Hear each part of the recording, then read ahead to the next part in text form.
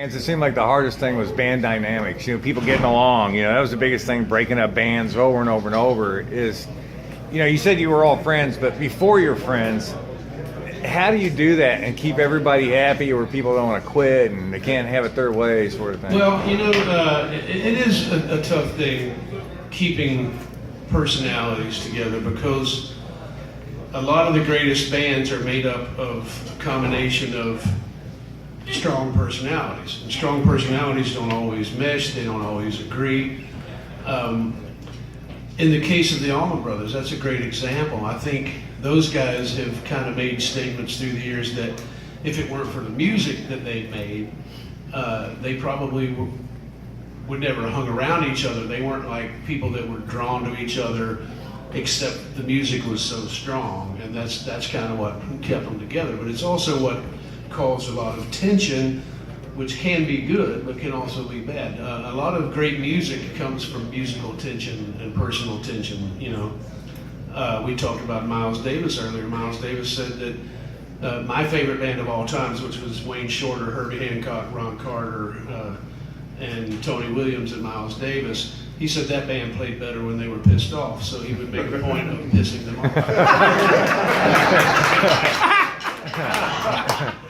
Okay.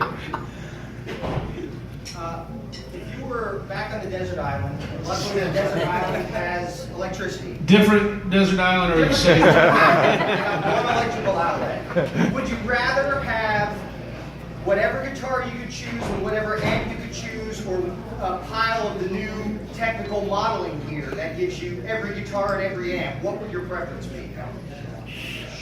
Normally I would say, hey Teddy, normally I would say one guitar, one amp that I really liked, but man, that's a long time to be there. So, it might be nice to have a bunch of cheesy sounds that you can pass the time with. Get that same sound out of the model. Yeah, I would never be, a modeling amp is never going to give you the greatest sound that you deserve, but it gives you a lot of choices, and that's good for inspiration, it's good for writing, and if you're on a desert island, it's definitely good to pass the time. I think you should stay off the desert island. Wilson. Stay off desert islands, yeah, for sure. Wilson.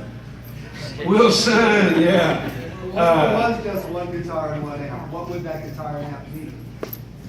Well, I have a 59 Les Paul but do I really want it to be on a desert island? It gets corroded. It's going to get destroyed, so maybe just some cheapie. Amp, I think since there's no stage volume to be concerned with and no audience, maybe something small like a Fender Deluxe Reverb or something, but that's just because I don't need to play loud if there's nobody there. There's always great taste.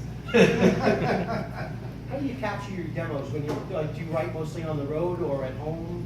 And when you do it, how do you capture your I write mostly off the road, but since I'm on the road so much, I have to make myself write on the road as well. But I notice that I write more songs in November, December, January, February than any other time, because that's when I have more time off. So that seems to be the case. As far as demoing them, if it's a song I wrote on acoustic guitar, I'll just put it down that way so I don't forget it. If it's an electric song, I usually try to just put something that reminds me not to forget the song until I can play it with a band. Did you ever see Stevie Ray live? I saw Stevie Ray 3 times. And I tell the same story about Stevie Ray that I tell about Jerry Garcia, who I think I also saw 3, maybe 4 or 5 times. I saw Stevie play and had the opportunity to meet him and to go say hello to him. One of the 3 times I saw him, he and Greg Allman were doing a co-headline where they would flip-flop. One would close one night and one would close the other night. And somebody said, you want to go back to the stage and say hi to Stevie or meet him? And I was like, nah, I don't want to be in the way. I'll meet him another time. And of course, there was no other time. So, and the same thing happened to me with Jerry Garcia. I was at Madison Square Garden with my wife, and Bruce Hornsby was playing with the Grateful Dead, and he invited us to come sit behind his piano and watch the Grateful Dead from that perspective. And at the end of the show, or during the set break or something, somebody said, "You want to come meet Jerry?" And it was the same sort of thing. I said, "No, I don't want to be in the way," because I know what it's like when you're performing. You kind of need your own space. And I said, "No, I'll meet him next time." And there was no next time. So the lesson learned for me was, if you want to meet somebody, do it now. You pick him. I'm not. All right. No, he needs one. Oh, whenever you play the slide, like, what kind of pick carrier do you use to, like, do the slide technique stuff? You mean, where do I keep it? Yeah. Well, I keep some here, like just taped or whatever on the mic stand, so I can always reach up and grab one, and I always keep one right there, and I always keep at least some in my pocket, so there's some choices. But for slide, for me, I'm usually only playing with the pick if I want that attack, that kind of thing, or if I want the note to get louder and more obnoxious. So if I'm playing like a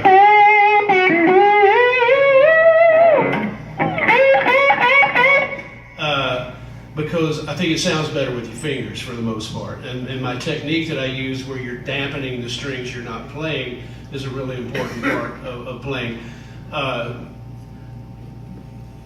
For me, the sound of the fingers is a better sound, so unless I want that real hard attack, I'm not using the pick, but I need it for that 10% of the time or whatever, and then I need it when I switch back to normal playing as well. Plus, I've noticed, like, if you walk to a guitar player and they're playing and you go to shake their hand, like, they'll quickly put it in this finger and they give you like the gun handshake.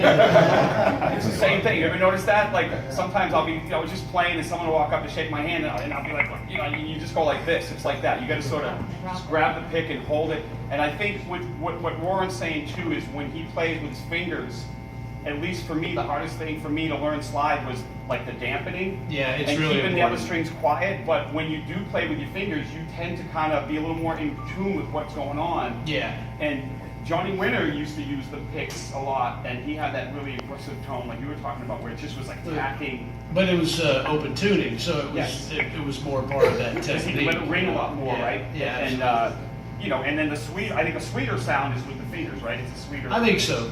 For like Dwayne Allman and Ryan Cooter and a lot of people, Lowell George, that use that sort of technique, because just quickly I'll demonstrate it. If I'm playing the B string with my first finger, then I'm using my thumb to mute these strings, and I'm using my second finger to mute the top string. That way you're not getting all these overtones that are extremely annoying. I tell people that playing slide guitar is like playing the violin. If you can make it through the first couple of years, you'll be okay if somebody doesn't shoot you. But, so if you watch my right hand, I'm playing.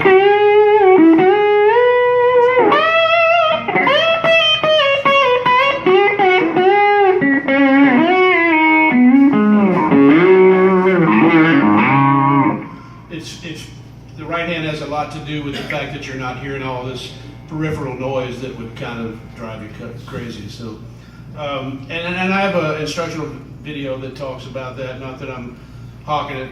I probably don't make it. You should. I know, right? Warren, give it up for Warren. Oh, you got No. Got it. Warren, Yes. Teddy Andriotis. Teddy. Can I play a song with you? Yeah.